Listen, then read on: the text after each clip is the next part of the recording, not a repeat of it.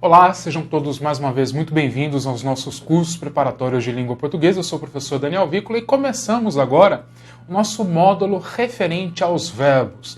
Então não se assuste, não se deprima, se logo de cara, logo de início, você assumir nesse primeiro momento que, professor, eu tenho um problema com os verbos. Eu acho que muita gente por aí faz companhia a você nessa triste situação. Então os verbos são um problema para muita gente, não só para você. E grande parte da dificuldade que nós temos em relação aos verbos nasce do fato de que os verbos, para nós, são ilustres desconhecidos. Então, apesar e a despeito da presença constante deles na nossa fala, no nosso cotidiano, tecnicamente conhecemos muito pouco a respeito dos verbos. Isso acaba, claro, em algum momento, prejudicando o nosso raciocínio mais lógico, mais gramatical em relação aos verbos.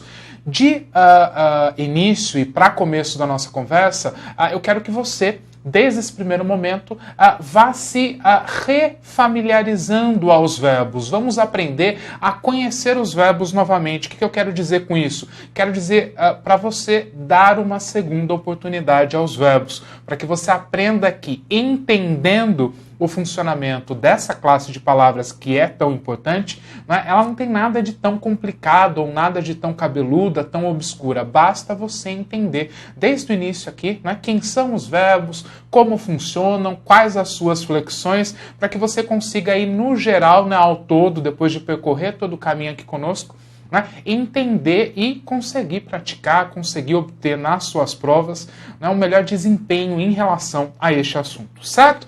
Eu começo com a minha boa e velha amiga Mafalda, que está numa situação de sala de aula em que ela se coloca lá junto da professora e diz para a classe, fala para a classe: eu confio, tu confias, ele confia, nós confiamos, vós confiais e eles confiam.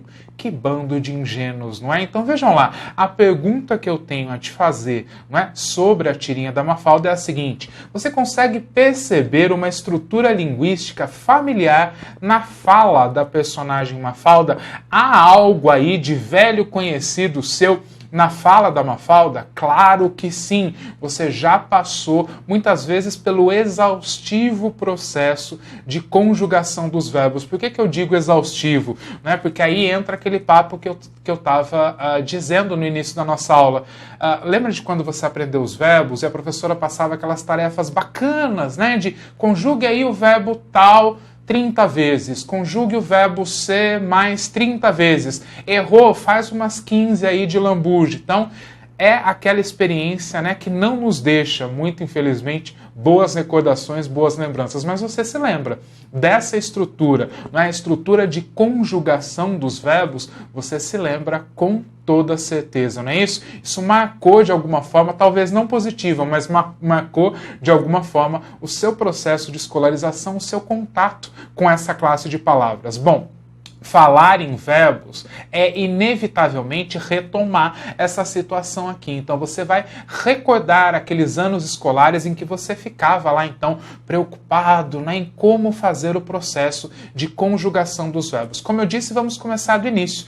E no início, para início de conversa, eu quero que você pense comigo, Vamos então pensar primeiro numa definição para verbos, para que você se sinta aí seguro, segura a respeito da localização dessas palavras, para depois começarmos a tratar do funcionamento, como é que os verbos funcionam, quais são as flexões que eles sofrem, como é que eles se ajustam para veicular diferentes ideias. Vamos lá? Vem comigo então. No universo da língua portuguesa, a quais palavras chamamos de verbos? Então, quando eu digo para você, localize para mim um verbo dentro de uma frase, dentro de um período, peço para que você localize os verbos, você parte em busca de quais palavras? Como é que você, agora, neste momento, conseguiria definir o verbo para mim? Quem é o verbo para você? Verbo te faz pensar em quê? Pense nisso tudo. quais as ideias que mais comumente associamos a eles. Então, verbo está relacionado a é mais ou menos como se você tivesse que completar esta oração. Verbo está relacionado a talvez uma primeira ideia, uma ideia mais imediata, seja a ideia de ação, não é isso? Verbo é aquele que coloca a língua para acontecer, é aquele que movimenta a língua, não é? Aquele que tem o poder de veicular a informação relacionada à ação. Mas a pergunta aqui então seria também, será que o verbo é apenas a palavra indicadora de ação? Eu acho que não. E eu quero que você pense junto comigo. Vejam só. Repare agora nas seguintes frases. Então eu pedi para que você pensasse qual é o conceito que você tem de verbo. Eu pedi para você pensar quais são as ideias que normalmente estão relacionadas àquilo que chamamos de verbo na língua portuguesa. Agora eu quero que você pense nessas 3 orações. A primeira delas diz o seguinte: ela cozinha muitíssimo bem. Se eu pedisse a você, localize para mim o verbo, destaque para mim o verbo, você ia, como eu fiz aqui no meu slide, destacar a palavra cozinha. Claro fica que cozinha aqui não é o nome do cômodo da casa, não é o substantivo, é justamente a ação de cozinhar, de preparar alimentos, não é isso? Então ela cozinha muitíssimo bem. Se eu perguntar a você qual é a ideia associada ao verbo cozinhar, eu mesmo já respondi. A ideia de cozinhar corresponde a uma ideia de ação. É um verbo indicador de ação, ação praticada por alguém, ok? Bom, então na primeira oração localizamos o verbo e já analisamos a ideia associada a ele, a ideia de ação. E na segunda, choveu muito no último final de semana. Agora vem cá, choveu muito. Chover é verbo? Sim, chover é um verbo. Agora, é um verbo diferente dos outros, né? Primeiro porque ele não passa, não é? No seu sentido denotativo, ele não passa pelo fenômeno da conjugação. Eu não digo eu chovo, tu choves, ele chove. Não é isso? Então, se a gente fosse pegar o verbo chover e aplicar lá naquela situação da Mafalda na primeira tirinha, eu não ia conseguir. Não dá para dizer eu chovo, tu choves, ele chove.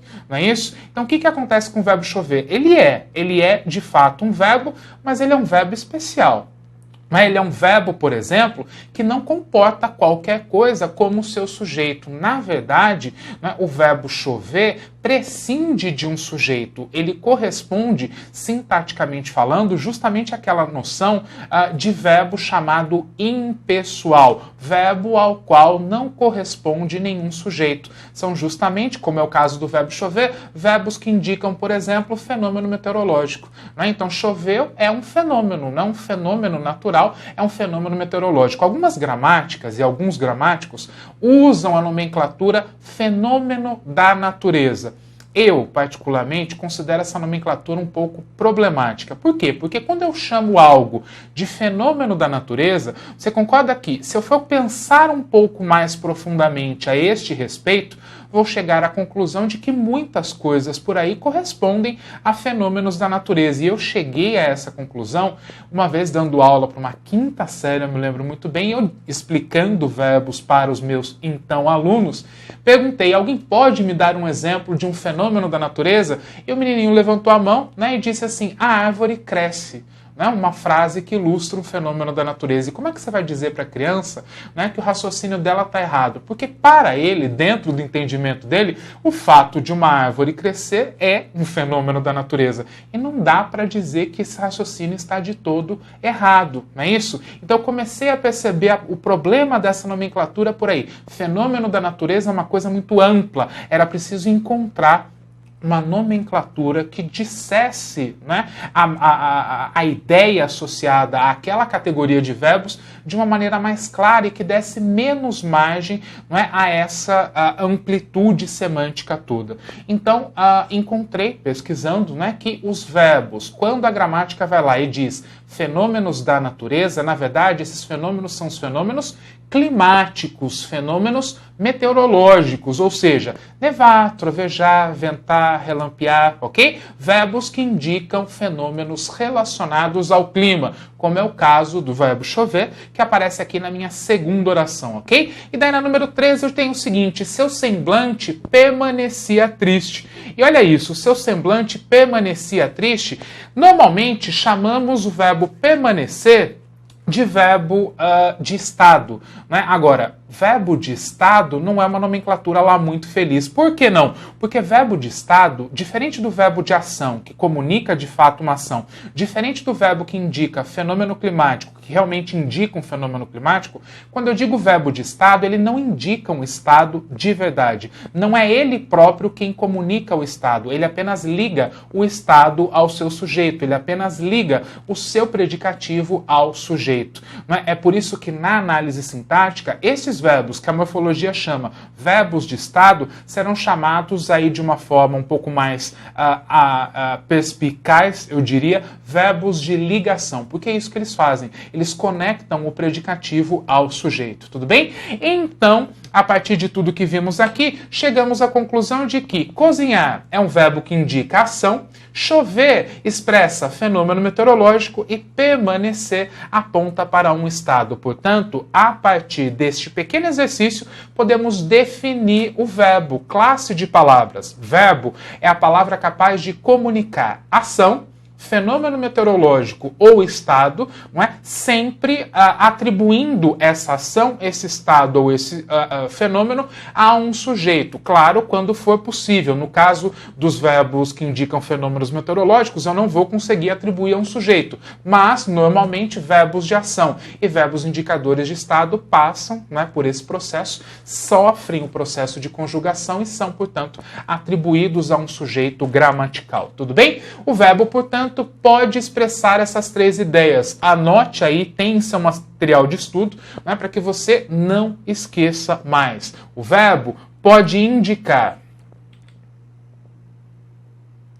vejam lá, ação, estado ou fenômeno meteorológico. Tudo bem? Então, essas são as três ideias, né, que podemos, de maneira geral, associar aquelas palavras que conhecemos por verbos, ok? Praticando muito rapidamente para ver se você conseguiu captar, não é, a noção de verbos. Mostra uma oração, em cada oração está selecionado um verbo. Eu quero que você me diga muito prontamente se ele é um verbo indicador de ação, de estado ou fenômeno, tudo bem? Vejam lá, primeira oração, o cartão de crédito agiliza a compra. Agilizar, a ideia aqui é uma ideia de ação, não é isso? Ela respondeu meio torto. Né? Responder, produzir, resposta, verbo indicador de ação. Já na terceira oração, vejam lá, as moças ficaram consternadas. Perceba que aqui o papel do verbo ficar é ligar o predicativo do sujeito. Consternadas a quem? Ao sujeito que é as moças, ok? Se o verbo faz a ponte entre o predicativo e o seu sujeito, esse verbo é o verbo de ligação, é o verbo indicador de estado. Lembrando, ele não indica um estado ele próprio, ele conecta o estado ao sujeito, ok? Consternadas aqui é que de fato é o estado, o ficar é apenas um verbo de ligação. Já na outra, vejam lá, o pai parecia atencioso com o filho. Mais uma vez, vejam lá, ó, parecia atencioso. O atencioso é o estado. O atencioso é a característica que o verbo parecer associa a quem? Ao sujeito da oração, que é a expressão o pai, ok? Mais uma vez, o verbo parecer é um verbo, não é, responsável por unir o predicativo ao seu sujeito. Verbo indicador de estado, verbo de ligação. Neva forte em toda a Europa. Vejam lá, fenômeno meteorológico, não é isso? Fenômeno climático. E por fim, vejam aqui a última. Ela o ama intensamente, pensou Maria. Vejam aqui que eu tenho o verbo amar e eu tenho o verbo pensar. E aí eu coloco você, não é, numa boa de uma dúvida, porque vejam lá, amar e pensar são verbos indicadores de quê? Bom, certamente não são fenômenos naturais, não são fenômenos climáticos. Também não são verbos de ligação, porque eles não estão ligando nenhum predicativo ao sujeito. Só me sobra, não é, aqui a gaveta, a grande gaveta dos verbos indicadores de ação. E aí, o que eu faço? Vou analisá-los como verbos indicadores de ação. Não ação no sentido de produzir alguma coisa, mas ação simplesmente porque o comportamento sintático de tais verbos é semelhante ao dos verbos indicadores de ação. Então, muitas vezes, quando dizemos que tal verbo é indicador de ação, não é porque ele seja ao pé da letra, não é exatamente uma ação, mas porque ele tem um comportamento sintático, ele tem a regência, ele tem a sua estrutura semelhante à dos verbos indicadores de ação. Então, se você não souber em qual das três categorias incluir um determinado verbo, lembre-se, o grupo dos verbos indicadores de fenômenos é muito pequeno, muito restrito.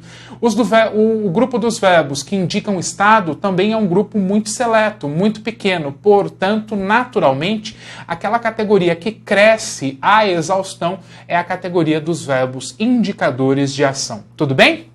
Bom, e aí para encerrar essa videoaula, vejam só o conceito de locução verbal. O que é locução, minha gente? Quando dois ou mais verbos têm o valor de 1, eles formam uma locução verbal, que é sempre composta por um verbo auxiliar mais um verbo principal. Às vezes, 2 verbos auxiliares e um principal. Fica variando aí entre 2 e 3 verbos, não é? A estrutura da locução verbal. É importante você lembrar que, se eu menciono locução, 2 ou mais palavras com valor de uma só. Dentro da locução verbal, o que acontece é o seguinte, são 2 ou mais verbos, mas predomina o sentido de apenas um deles. O outro verbo, o verbo auxiliar, é nada mais nada menos do que isso que a sua própria nomenclatura revela. Um verbo que auxilia a construção da ideia, mas em termos de análise, o sentido que pesa, o sentido que predomina é mesmo o sentido do verbo chamado principal. E dentro das locuções, o verbo principal sempre vai aparecer numa das 3 formas nominais,